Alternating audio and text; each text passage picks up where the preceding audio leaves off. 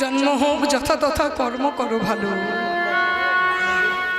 তাহলে ভক্ত শ্যামানন্দ এমন কি কর্ম করেছিল বাবা, যে কর্মের দ্বারা যার 5 বছর বয়স, আজকে লীলাটিতে 5 বছরের ছেলেটা কৃপা পাবে, তাহলে আমাদের বাড়িতেও তো 5 বছরের ছেলে মেয়েরা রয়েছে।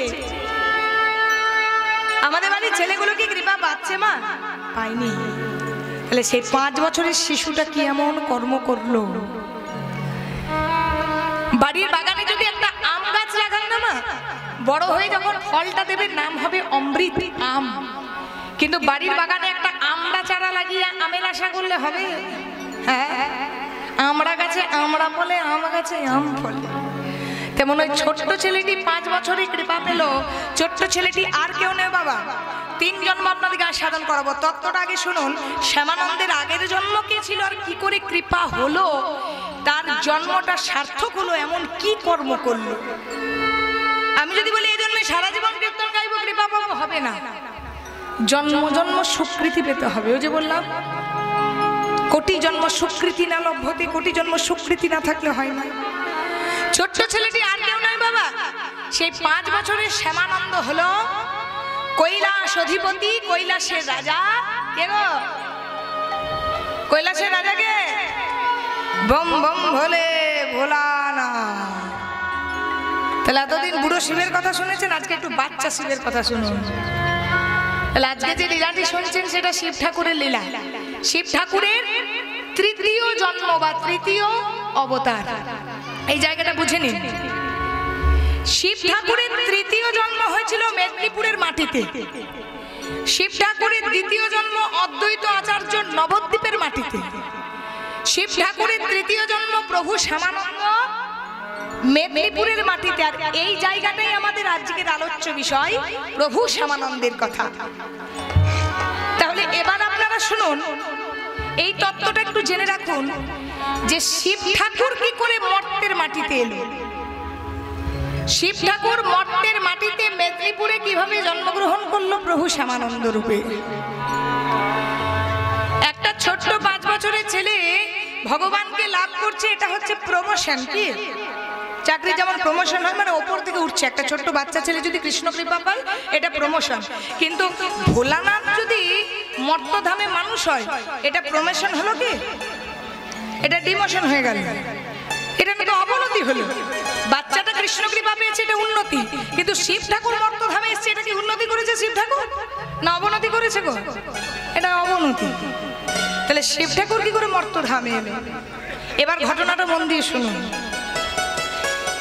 বিশ্ব ব্রহ্মাণ্ডে সচ্চিদানন্দ পুরুষের মধ্যে 2টি পুরুষ ভুল করেছিলেন, এক হচ্ছে ব্রহ্মা আর এক হচ্ছে মহেশ্বর। আপনারা সবাই ঘটনাটা জানেন।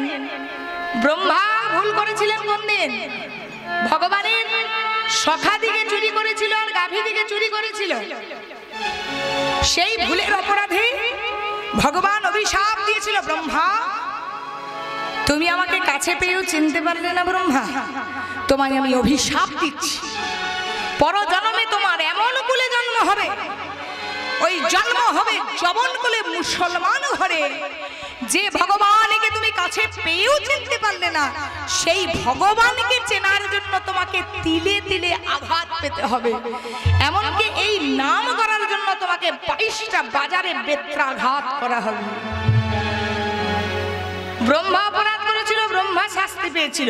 আবার মহেশ্বর মানে শিব ঠাকুর অপরাধ করেছিল, শিব ঠাকুরের অপরাধের জন্য শ্যামানন্দ লীলা। শিব ঠাকুর অপরাধটি কোন দিন করেছিল? আপনাদের এখানে 24 প্রহর হয়তো হয়তো রাসলীলা হয়। কি গো, রাসলীলা হয়? রাসলীলা হয়। আচ্ছা, রাসলীলায় পুরুষ ছিলেন একজন আর নারী ছিলেন 16,108টা। কৃপা সিদ্ধা, সাধন সিদ্ধা, নিত্য সিদ্ধা 100 জন বৃন্দাবনের গোয়ালা মেয়ে। আর ললিতা, বিশাখা, চিত্রা, চম্পকলতা, সুদেবী, রঙ্গদেবী, তুঙ্গবিদ্যা, ইন্দুরেখা, এটা হলো রাধারানীর অষ্টসখী। তাহলে 16,108টা গোপী আর ভগবান কৃষ্ণ একমাত্র পুরুষ। এবার রাসলীলার দিন শিব ঠাকুর একটা মারাত্মক ভুল করে ফেললেন। কি ভুল জানেন?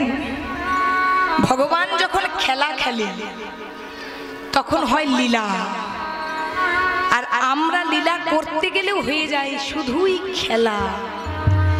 তাই ভগবানের লীলা অনুসরণ করতে হয়, কিন্তু কোনোদিন অনুকরণ করতে নেই। ভগবানের লীলা অনুসরণ করতে হয়। ভগবান রাধা কৃষ্ণ দুজনা পরকীয়া প্রেম করেছেন, তাহলে আমাদের সমাজে কেন করবে না, এটা একটা বিশেষ প্রশ্ন জাগে যারা জানেন না। কিন্তু ভগবান যে কড়ি আঙুলে 7 দিন গিরি গোবর্ধন ধারণ করেছিলেন, আমরা কড়ি আঙুলে একটা পাথর ধরে দেখাতে পারি তো?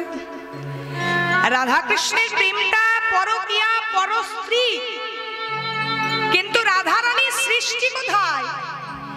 গোবিন্দ সৃষ্টি যদি হয় সচ্চিদানন্দ পুরুষ, সচ্চিদ আনন্দ, সদংশে সন্ধিনী, চিদংশে চৈতন্য, আনন্দংশে লাদিনী, লাদিনীময় থেকে রাধা রানীর সৃষ্টি।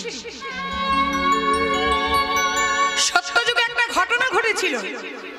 এক মুনির নাম ছিল সুতপা মুনি। সেই সুতপা মুনি যুগ যুগ তপস্যা করেছিল যে লক্ষ্মী মন্দিরের সামনে বসে কীর্তন শুনছেন, সেই লক্ষ্মীকে স্ত্রী রূপে পাওয়ার জন্য। ভগবান বলেছিলেন তোমার এত বড় আস্পর্ধা, হায় রে হায়, আমার স্ত্রী লক্ষ্মী হবে একটা সামান্য মুনির স্ত্রী। সুতপা মুনি বলছেন আমি শুনেছি আপনি নাকি ভক্তবৎসল, তাহলে আপনি যদি ভক্তবৎসল হন, ভক্তের মনের বাসনা তো পূরণ করতে হবে, লক্ষ্মীকে তো আমাকে দিতেই হবে। বলছে ঠিক আছে, আমার নাম যদি ভক্তবৎসল হয় তবে লক্ষ্মী তোমার স্ত্রী রূপে যাবে না। যাবে কে না, আমার নিজের অঙ্গ থেকে সৃষ্টি করব এক প্রেমের পুতুল, প্রেমের ঠাকুর রাধা রানীকে। তাই ভগবান নিজের বাম অংশ থেকে সৃষ্টি করে দিলেন রাধা রানীকে। গোবিন্দ নিজের বাম অংশ থেকে রাধা রানীকে সৃষ্টি করে পদ্ম ফুলের উপরে দিয়ে দিলেন। কৃত্তিদা পদ্ম ফুলটি তুলে এনে বাচ্চাটিকে মানুষ করলেন। এবারে আপনাদেরকে একটা কথা বলি, এই শাড়িটা ধরুন যদি আমি এই গ্রামে ফেলে যাই, আপনারা কেউ দাবি করতে পারবেন যে এই শাড়িটা আপনাদের? কেউ বলতে পারবেন? শাড়িটা কার? আমার। তেমন ভগবান যদি নিজের অঙ্গ থেকে সৃষ্টি রাধারানীকে করে, তাহলে রাধারানী কি পরের স্ত্রী? আমি যদি আমার এই হাতটাতে সুন্দর করে মেহেন্দি করি, এটা কি পরের হাত? হাতটা আমার। আমার পাটিতে যদি আমি সুন্দর করে আলতা পরি, নুপুর পরি, পাটা কার? আপনাদের। তাহলে নিজের বাম অংশ থেকে যদি গোবিন্দ রাধা রানীকে সৃষ্টি করেন, আমাদের মতন যারা আমরা জানি না, শুনি না, চিনি না, যারা তত্ত্ব জানি না, এই চামড়ার চোখে হচ্ছে রাধা রানী পরস্ত্রী। কিন্তু জ্ঞান চক্ষু দিয়ে দেখলে রাধা কৃষ্ণের প্রেমটা শুধু এই হাতটাকে যদি আমি আদর করি, তাহলে আপনার হাতের সঙ্গে ভালোবাসা হচ্ছে। তেমন রাধা কৃষ্ণের প্রেমটা হচ্ছে আপনার সঙ্গে আপনার প্রেম। গোবিন্দ নিজেই নিজের সঙ্গে প্রেম করছেন, তাহলে পরকীয়া নয়, এটা দেখতে পরকীয়া। মানে এক ঢিলে গোবিন্দ দুটো পাখি মেরেছেন। স্বামী স্ত্রীটার প্রেম হচ্ছে স্বকীয়া, আর পরস্ত্রী বা পরকন্যা প্রেম হচ্ছে ভাগবতে বলছে পরকীয়া। মানে বিয়ের আগে আমি আচিলে পাচিলে ফোন করছি বলে আমি খুব সাধু, আর বিয়ের পর বাসার বাড়ির বউদিকে প্রেম করছি বলে আমি অসাধু, তা নয়। বিয়ের আগেও প্রেম করাটা যেমন অপরাধ, বিয়ের পরেও পরস্ত্রী প্রেম করাটা, পর স্বামীকে প্রেম করাটা সমান অপরাধ। কারণ তুমি যাকে খেতে পড়তে দাও না, তার সঙ্গে প্রেম করাটা তোমার পরকীয়াই হলো। যখন তুমি বিয়ে করে নিয়ে এলে তখন স্বকীয়া। স্বকীয়া প্রেমটা কি? স্বকীয়া প্রেমটা ভালো, কিন্তু ভাগবতে বলছে পরকীয়া প্রেমটা শ্রেষ্ঠ।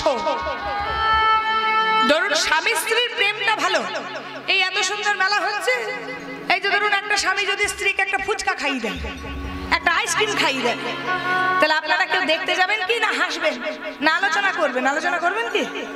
তাহলে কেউ কারো দিকে তাকালো না। কিন্তু ধরুন কোনো একটা ছেলে পাশের বাড়ির বউদিকে একটা ফুচকা খাওয়াচ্ছে, আপনারা কিন্তু গোটাই হাল্লা করে দেবেন। তাহলে পরকীয়া প্রেমটা মিলনে বাধা, আর বিচ্ছেদে বিরহের যন্ত্রণা বেশি। তাই পরকীয়া প্রেমটা শ্রেষ্ঠ প্রেম। তা বলে ভাবেন না যে যারা করছেন তারা খুব ভালো করছে। এটা একমাত্র বৃন্দাবনের মধ্যেই প্রযোজ্য। হরি বল। একমাত্র পরকীয়া করতে হবে আমার কৃষ্ণের সঙ্গে, তবেই কিন্তু এটা ভাগবতে প্রযোজ্য। তাহলে আপনার সঙ্গে আপনার যদি প্রেম করে, ভগবান লীলা করছেন। তাহলে ভগবান যদি লীলা করেন, আমরা চোখে দেখবো ভগবান পরস্ত্রী প্রেম করছে, আমরা করব না কেন? এটা ভুল। ভগবানের লীলা অনুসরণ করতে হয়, অনুকরণ নয়। আর এই অনুকরণটা করেছিলেন শিব ঠাকুর, অনুকরণটাই করে ফেলেছিলেন শিব ঠাকুর। ভগবানের লীলাকে সামান্য খেলা ভেবেছে, খেলা ভেবে অপরাধটা কি করেছে দেখুন। এবার সেদিনের ঘটনাটা শুনুন। বৃন্দাবনে রাসলীলা, সমস্ত গোপিনীরা সেজে গুজে যাচ্ছে, যেমন আপনারা সব সেজে গুজে কীর্তন শুনতে এসেছেন, আমরাও সেজে গুজে গাইতে এসেছি, তেমন রাসের দিনে একটু সুন্দর করে সেজে যেতে হয়, সবাই কিন্তু যাচ্ছে। তার মধ্যে কিন্তু শিব ঠাকুরের স্ত্রী পার্বতী ছিলেন এক গোপী। এই যে কিছুদিন আগে আমাদের দেবী দুর্গার পূজা গেল, তো দেবী দুর্গাও গোপী ছিলেন, তিনিও কিন্তু রাসে গিয়েছিলেন। তো শিব ঠাকুরের স্ত্রী দেবী দুর্গা ঠিক মধ্যরাত্রিতে যখন মুরলী বাজে, সেই মুরলীর ধ্বনি অনুসরণ করে সুন্দর করে সাজছে। এবারে ধরুন একটা কথা বলি মা, কারো স্ত্রী যদি মাঝরাতে বসে বসে সাজে, কি বাবা রাত 12টার সময় যদি ধরুন আপনার স্ত্রী বসে বসে সাজগোজ করে ড্রেসিং টেবিলের সামনে, আপনি কি বলবেন? আমার বউটা মনে হয় খেপেছে গো, ওই ভূতে পেয়েছে না দেবতাই পেয়েছে।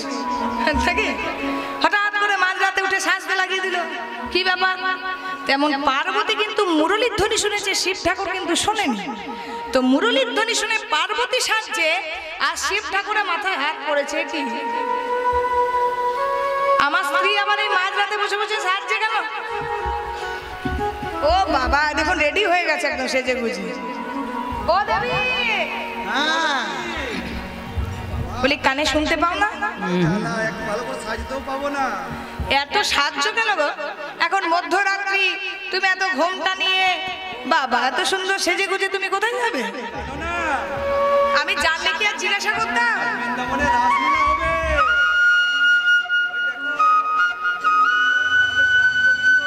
ও ওই তো মুরলী বাজছে, ও মুরলী বাজছে, ঠিক ঠিক। আচ্ছা দেবী, ওই মুরলীর ধ্বনি অনুসরণ করে তুমি রাসে যাবে? আচ্ছা তুমি একটা কথা বলো তো, আমি তোমার কে? হ্যাঁ হ্যাঁ স্বামী, আর তুমি আমার স্ত্রী।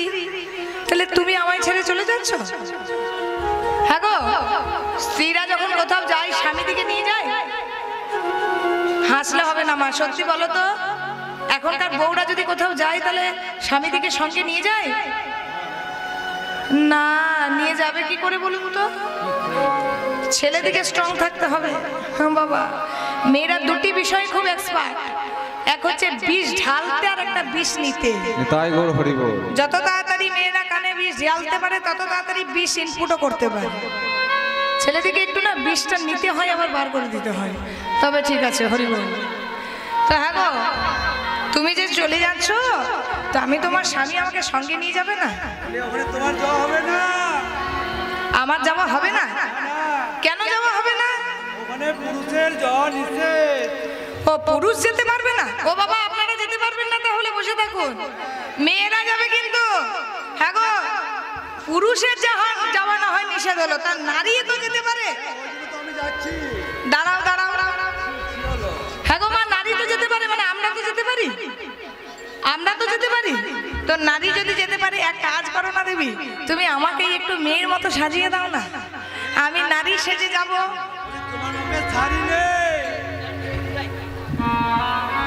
আমার মাপের শাড়ি নেই? দেখুন তো এটা আমার হবে, শাড়িটা হবে? হ্যাঁ গো, এই শাড়িটা হবে আমার? হবে? আমরা কত হাতের শাড়ি নারী? 12 হাত। কিন্তু শিব ঠাকুর যেদিন শাড়ি পরে সেদিন 80 হাত শাড়ি লেগেছিল। তাহলে কি ফিগার চিন্তা করুন। হা করলে হবে না, তাও তো শিবের মতো সব বর চাইছি। হ্যাঁ, এখন জিম করাচ্ছে, স্লিম ফিগার বর চাই, এদিকে শিবের মাথায় জল ঢালছে, শিবের মতো যদি বর পাই। ওরকম যদি ভাঙ খেয়ে শ্মশানে পড়ে থাকার এই ফিগার হয়, কেউ সংসার করবে? ডিভোর্স দিয়ে চলে আসবে। তাহলে শিব ঠাকুর যখন শাড়ি পরছে তখন 80 হাতের শাড়ি পরেছিল, একটা নীল রঙের শাড়ি পরে, জটা উল্টে খোপা করে, সুন্দর করে সেজে গুজে আজকে শিব দুর্গা যাচ্ছে রাসলীলায়। আর এই ভুলটার কারণেই কিন্তু ভোলানাথের মানব রূপে জন্ম। তাই গৌর হরিবল হরিবল। এবারে দুজনে যাচ্ছে, এদিকে ভোলানাথ করেছে কি, পার্বতীর আঁচলে কিছুটা ফুল বেঁধে দিয়েছে। ভোলানাথ না জানে না গোবিন্দ কোথায় রাস করছে, জানছে দেবী যখন নেচে নেচে যাবে তখন ওই দেবীর আঁচল থেকে ফুলগুলো পড়তে থাকবে, আর ফুলগুলো অনুসরণ করে করে আমি চলে যাবো দেবীর পেছনে পেছনে। হরি বল। তাহলে আজকে শিব দুর্গা যাচ্ছে, আপনারা একটু উলুধ্বনি দেবেন সবাই।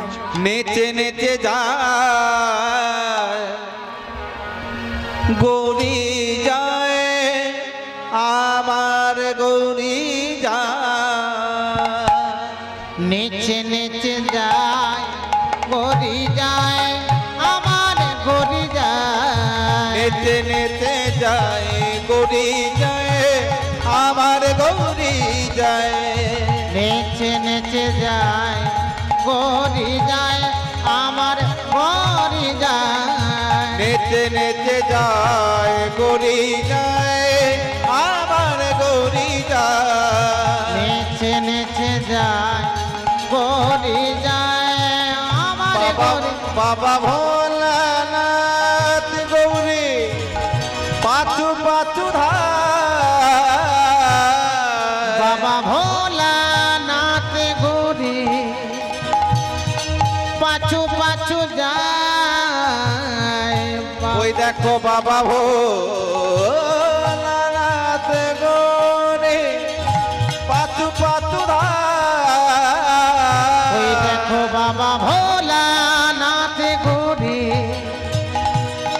পাছু পাছু ধার, নেচে নেচে যায় গৌরী যায়, আমার গৌরী যায়, নেচে নেচে যায় গৌরী যায়, আমার গৌরী যায়, নেচে নেচে যায় গৌরী যায়, আমার গৌরী যায়, নেচে নেচে যায় গৌরী যায়, আমার গৌরী যায়।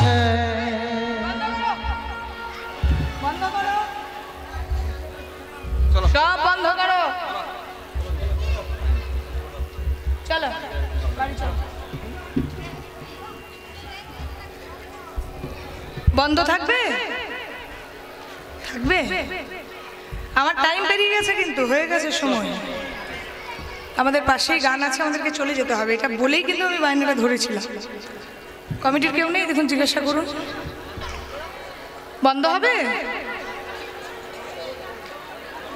এইখানে বন্ধ নয়, রাসলীলা বন্ধ হয়েছে। কমিটি আমাকে এমনি পয়সাটা দেবে, এখন বন্ধ করল, সব স্তম্ভিত হয়ে গেছে। এখানে বন্ধ নয়, গোবিন্দ রাসলীলা বন্ধ করে দিয়েছে। রাসলীলা যেই না বন্ধ হয়ে গেছে, ললিতা বলছে কি প্রাণ গোবিন্দ, রাসস্থলীতে তোমার সর্বশ্রেষ্ঠ মুকুট চূড়ামণিরা রাসলীলা তুমি বন্ধ কেন করলে? আচ্ছা মা, এই যে ধরুন এত বড় হরিবাসর, কত কত সাইকেল গাড়ি, তাই না, কত দামি দামি অ্যান্ড্রয়েড মোবাইল সেট, অনেক তো ছিচকে চোর আছে, সুযোগ পেলেই চুরি করবে, করবে তো? তাহলে চুরি করে যে গেল তার কপালটা ফিরলো, তার পৌষ মাস হলো, আর যার চুরি গেল তার সর্বনাশ হলো, কপাল ঠুকলো। কিন্তু যে চুরি করে নিয়ে গেল সে বেটা জানেই না যে এত বড় হরিবাসরে সিসি ক্যামেরা লাগানো আছে। এখন সিসি ক্যামেরা লাগানো থাকলে ধরা পড়বে না? পড়বে তো? কি গো, সিসি ক্যামেরা লাগানো থাকলে ধরা পড়বে তো? তাহলে ভোলানাথ কত বকা, ভোলানাথ নারী সেজে এসেছে রাস দেখতে, কিন্তু ভোলানাথ জানেই না এত বড় রাসস্থলীতে একটা বড় সিসি ক্যামেরা আছে। তখনকার সিসি ক্যামেরা উঠেছিল? হ্যাঁ উঠেছিল। তাহলে আরে ব্রহ্মাণ্ডের সিসি ক্যামেরা, সারা ব্রহ্মাণ্ডের যে সিসি ক্যামেরা সেটা হচ্ছে পরমাত্মা ভগবান, যার ক্যামেরায় সব সময় উঠছে আমরা নিত্য নতুন কি করছি। তাহলে ভগবান কিন্তু বুঝে গেছে ভোলানাথ এসেছে, তবু কিন্তু লীলার মাধুর্যটাকে বাড়ানোর জন্য বলছে, এই ললিতা একবার দেখো তো কোনো দ্বিতীয় পুরুষ এসেছে কিনা। হ্যাঁ গো, তুমি কে গো? আমি তিন গোপী। হ্যাঁ গো, তুমি কোথায় থাকো? বৃন্দাবনে। আর আমি কি অস্ট্রেলিয়ায়? তুমি বৃন্দাবনে, আমি বৃন্দাবনে, তোমার মতন এত মোটা মেয়ে আমি বৃন্দাবনে দেখিনি। তাই যদি হয় একবার তোমার ঘোমটাটা খোলো, সাহস যদি আছে তোমার ঘোমটাটা একবার খোলো দেখি। আর মাথা নেড়ো না, ঘোমটাটা খোলো একবার দেখি। ওরে বাবা রে, মেয়ে ছেলের গলায় আবার সাপ, একই দেখি একবার।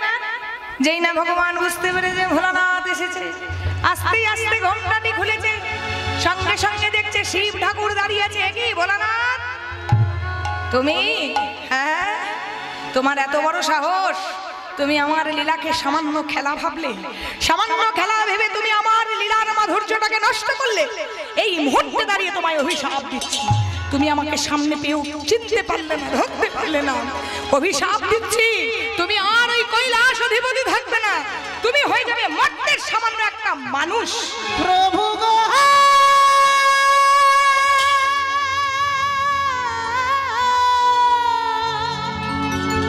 উলুধ্বনি বা উলুধ্বনি নিতাই গৌর হরি বল। ও গো প্রাণনাথ,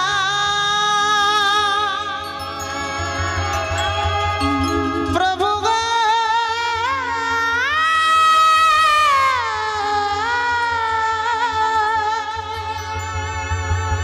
ও গো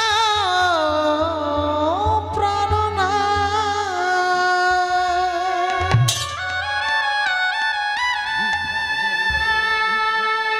সঙ্গে সঙ্গে ভোলানাথ ক্ষমা চাইছে। প্রভু, তুমি আমায় ক্ষমা করো, আমি চিনতে পারিনি, তোমায় বুঝতে পারিনি। তবে আমাকে এমন জন্ম দাও প্রভু, যেন আমি তোমায় তিলে তিলে চিনতে পারি। হরি বল। আচ্ছা, এইটুকুর মধ্যে কি বুঝলেন বলুন তো? হরি নাম কৃষ্ণ নাম বড়ই মধুর, আর যে জন কৃষ্ণ ভজে সে বড়ই চতুর। সে বড়ই চতুর।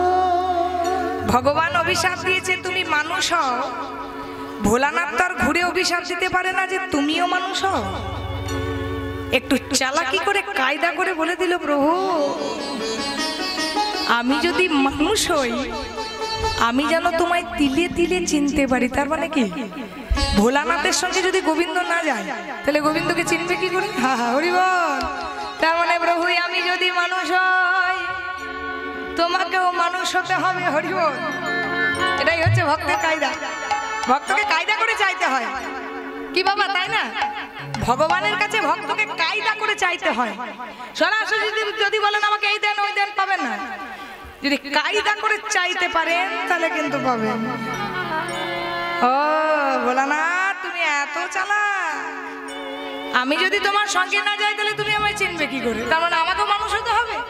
এবার তুমি যেমন আমাকে প্যাচে ফেললে, আমিও তোমার প্যাচটাকে একটু জোরে কষে দেবো। শোনো শোনো ভোলানাথ, তুমিও মানুষ হবে, নাম হবে তোমার অদ্বৈত আচার্য। আমিও জন্মগ্রহণ করবো ধরাধামে পৃথিবীর বুকে শচীগর্ভ সিন্ধু মাঝে। নাম হবে আমার শচী মাতার দুলালিয়া চৈতন্য মহাপ্রভু। চৈতন্য মহাপ্রভু। কিন্তু মনে রেখো ভোলানাথ, খুব সহজে কিন্তু আমি নবদ্বীপে যাব না।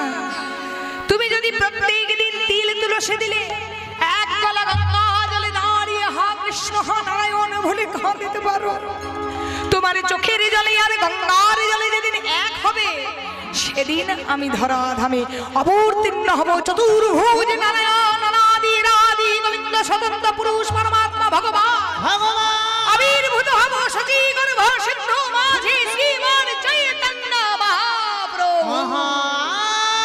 নিতাই গৌর হরি।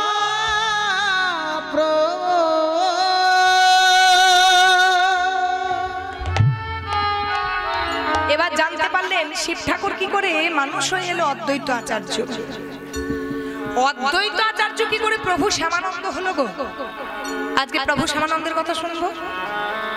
অদ্বৈত আচার্যের জীবনীটা শুনুন।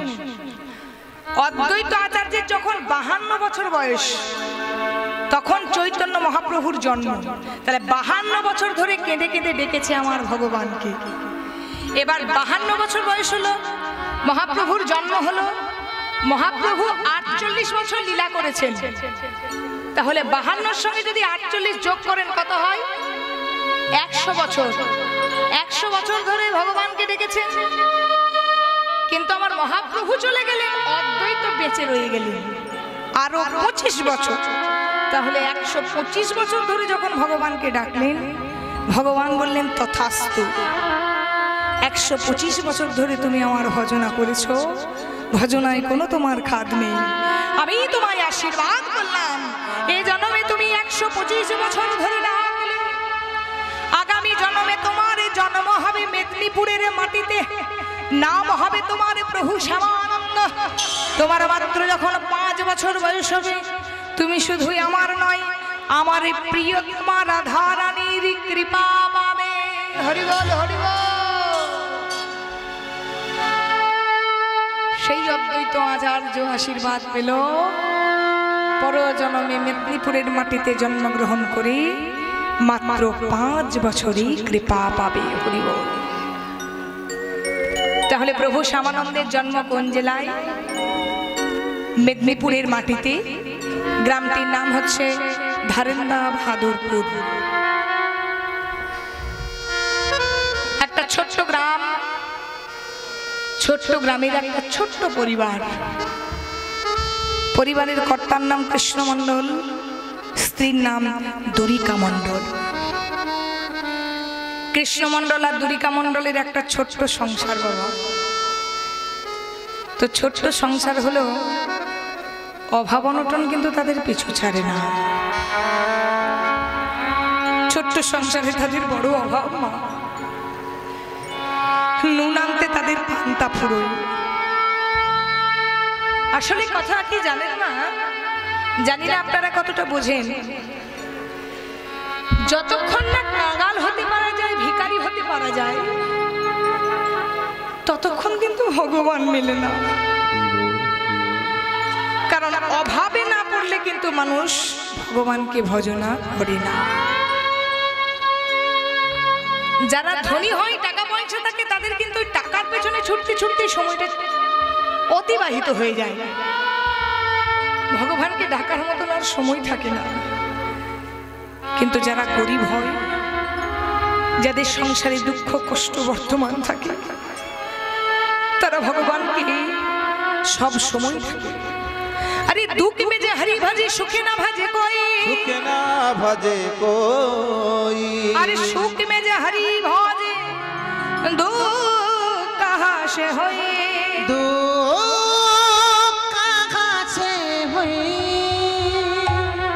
দুঃখের সময় ভগবান কিন্তু সবাই ডাকতে পারে বাবা, কিন্তু সুখের দিনে আর কোন জনা ডাকতে পারে?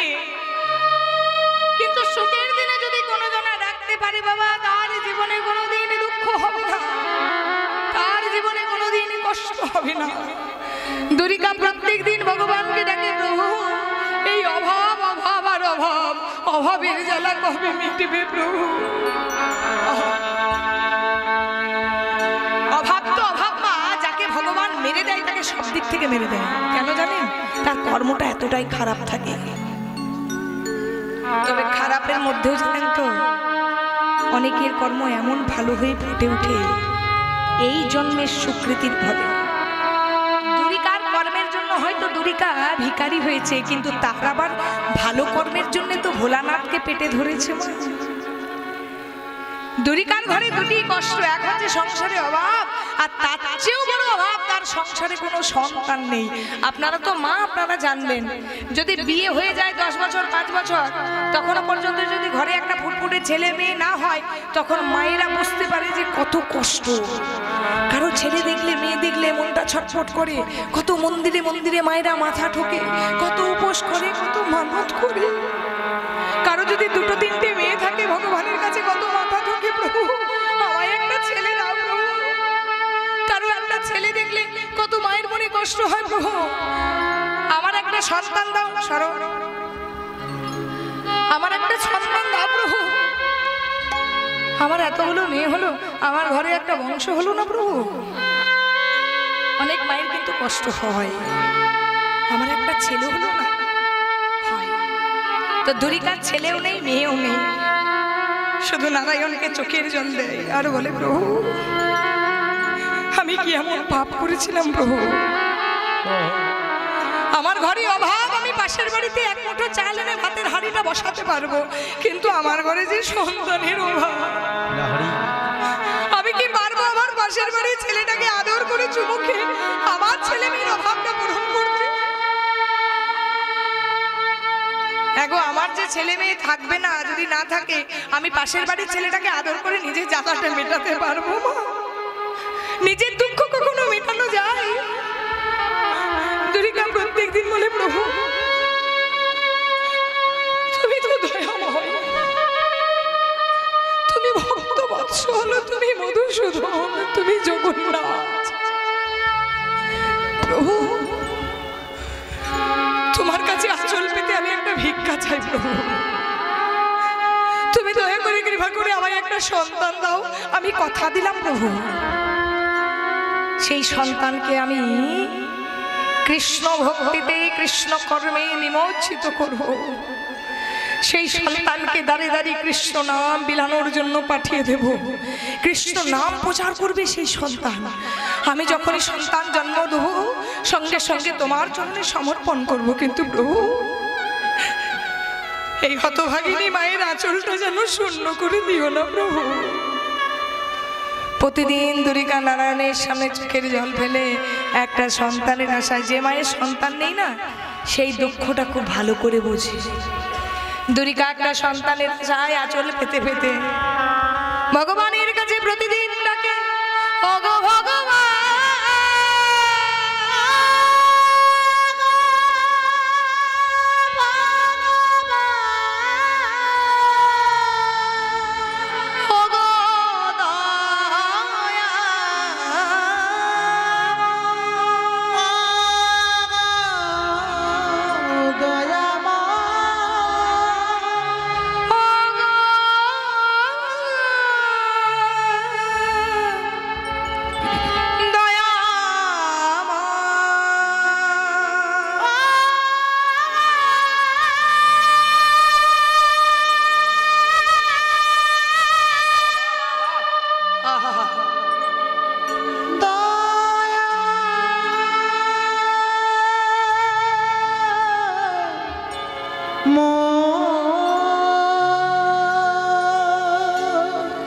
যদি তুমি ভগবান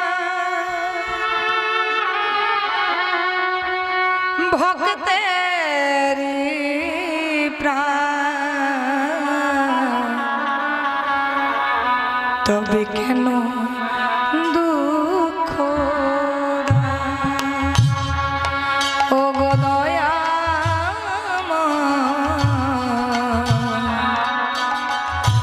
তবে কেন দুঃখ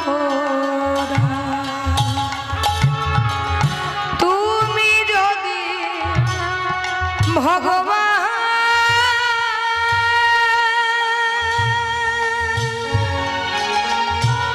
ভক্তের প্রাণ, তবে কেন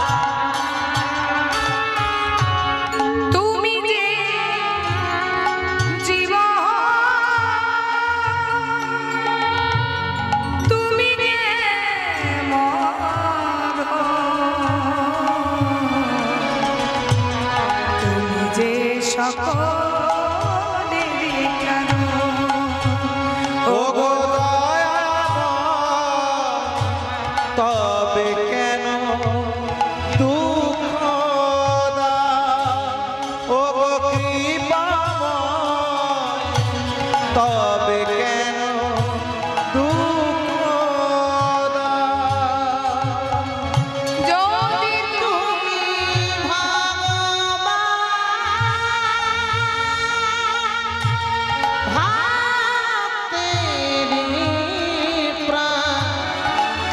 তবে কেন দুঃখ দাও ও গো দয়া তবে কেন দুঃখ দাও ওগো দয়াময়, কেন দুঃখ দাও? ওগো দয়াল তুমি, তবে কেন দুঃখ দাও?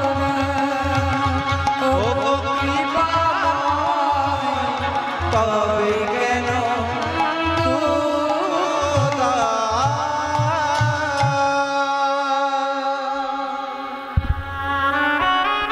দুর্গা প্রত্যেকদিন ভিক্ষা চাইছে। কিসের ভিক্ষা? সন্তানের ভিক্ষা। আপনাদের কাছেও আমার করজোরে একটা নিবেদন, এত সুন্দর হরিবাসর কোজাগরী মায়ের পুজো উপলক্ষে কি সুন্দর একটা হরিবাসর। আমরা আজ 4 দিন ধরে গান গাইছি লক্ষ্মী পুজো উপলক্ষে। সত্যি প্রত্যেকটা হরিবাসর খুব সুন্দর পেয়েছি। এত লক্ষ্মী মায়ের কৃপা, মা লক্ষ্মীর কৃপা। সত্যি মা লক্ষ্মীর হচ্ছে 10টি চরণ, মা জানেন তো? কোন চরণে আসেন আর কোন চরণে কার ঘর থেকে যান বলা খুব মুশকিল। কারণ ভগবান দিয়ে ধন দেখে মন কেড়ে নিতে কতক্ষণ। মা লক্ষ্মী আসতেও জানে, আবার মা লক্ষ্মী যেতেও জানে। মা লক্ষ্মীকে ঘরে রাখতে হলে একটু আচার আচরণ করতে হয়। প্রথমত এঁঠোটা মানবেন, সুন্দর করে এঁঠোটা মানবেন, শুদ্ধ কাপড়ে ভগবানের নাম করে মা লক্ষ্মীকে ডেকে, একটু ভগবানকে ডেকে ভাতের হাঁড়িটা বসাবেন। কেন জানেন? ভাতের হাঁড়ি বসিয়ে ভাত রান্না করেও যে আপনার কপালে থাকবে খাবার, এটাও বলা মুশকিল। কারণ কপাল সবসময় সঙ্গে থাকে। তো ভাত রান্না করেও যে আপনি খেতে পাবেন তার কোনো গ্যারেন্টি নেই। আবার রান্না করেননি, বসে আছেন ঘরে, আপনার কাছে নানান ব্যঞ্জন দিয়ে খাবার চলে যাবে। মা লক্ষ্মীকে ধরে রাখতে হলে অনেক আচরণ করতে হয়। আচারে লক্ষ্মী আর বিচারে পণ্ডিত। আপনারা সবাই জানেন এই কথাটা, আমাকে বলতে হবে। তো যাই হোক, আজকে মা লক্ষ্মী কোজাগরী পুজো উপলক্ষে এত সুন্দর, এত বড় একটা হরিবাসর, কত কত অগণিত ভক্তের আগমন ঘটেছে। আজকে দুরিকা ভিক্ষা চাইছে ভগবানের কাছে, আর আমি আপনাদের কাছে ভিক্ষা চাইছি। কমিটির দাদারা আপনাদের কাছে ভিক্ষা চাইছে। দয়া করে কৃপা করে যারা বসে আছেন, এত বড় একটা হরিনাম যজ্ঞ অনুষ্ঠান, আমাদেরকে বহু টাকা ব্যয় করে নিয়ে আসা হয়েছে, এত এত কীর্তনিয়ার গান হয়েছে। তো যাই হোক, আপনাদের কাছে করজোরে আমার নিবেদন, কমিটির দাদারা ভিক্ষার জন্য, দেখুন একটা ছোট্ট বাচ্চা গেছে, দাদা যাই না, ছোট্ট বাচ্চাগুলো গেছে, পুচকে পুচকে ছেলেগুলো ট্রেন নিয়ে গেছে। একটু দয়া করে কৃপা করে মা লক্ষ্মীর নামে, আপনাদের ভগবানের নামে একটু বেশি করে দেবেন। কারণ ভগবানকে দিলে মনে রাখবেন, ভগবান কখন কোন সুযোগে যে আপনাকে বিশাল আকার করে ফেরত দিয়ে দেবে, আপনি টেরও পাবেন না। তাই দয়া করে কৃপা করে যার যতটুকু সামর্থ্য, আনন্দ মনে, ভালো মনে দেবেন, বিরক্ত বেশি দেবেন না। সবাই মিলে বলুন শ্রী গুরু প্রেমানন্দে নিতাই গৌর হরি বল। সবাই মিলে দেবেন, কারণ ভগবানকে দিলে ভগবান ওই যে বলছে কোন দিক থেকে ফেরত দিয়ে দেয় বলা খুব মুশকিল। ভগবানের নামে একটু দিয়ে থাকুন, সবাই দান করুন। দুর্গা ভগবানের কাছে প্রার্থনা করলো, ভিক্ষা চাইলো, তো ভগবানের কাছে চেয়েছে অথচ পাইনি এখনো পর্যন্ত কেউ হয়েছে গো। ভগবান তো বলেছেন ভাবছো বসে চলবে কিসে, তুমি ভাববার কে, আর যিনি ভাববার তিনি ভাবছেন তুমি ভাবো তাকে। ভগবান বলছে দুর্গা আর একটু কান, তুই যত কানতে থাকবি তোর কৃপা তত তাড়াতাড়ি হবে। কারণ তোর গর্ভে পাঠাবো স্বয়ং ভোলানাথকে। তাহলে ভোলানাথের 3য় জন্ম হচ্ছে কোথায় গো? মেদিনীপুর জেলা ধারণা বাহাদুরপুর গ্রাম, সেখানে ছোট্ট শ্যামানন্দের আজকে জন্ম হচ্ছে। আচ্ছা, শিব ঠাকুরের 3য় অবতারের জন্ম হচ্ছে। সবাই মিলে একবার উলুধ্বনি ধরে দেবেন জোর করে। আরে ধারের নাতে জন্মিলা শ্রী দুঃখী মন্ডল,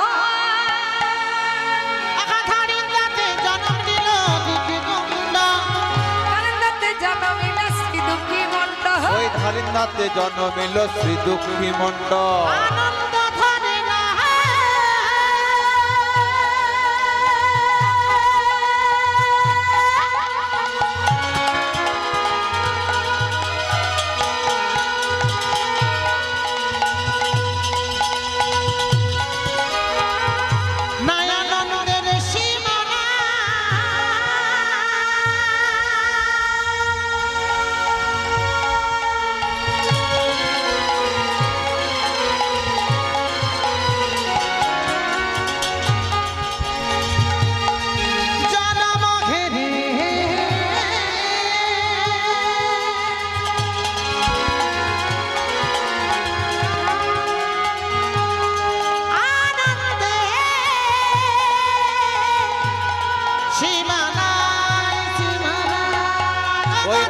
নাতে জন্মিলা শ্রী দুঃখী মণ্ডল ধারের নাতে জন্মিলা আরে! শ্রী দুঃখী মণ্ডল। ওই ধারের নাতে জন্মিলা শ্রী দুঃখী মণ্ডল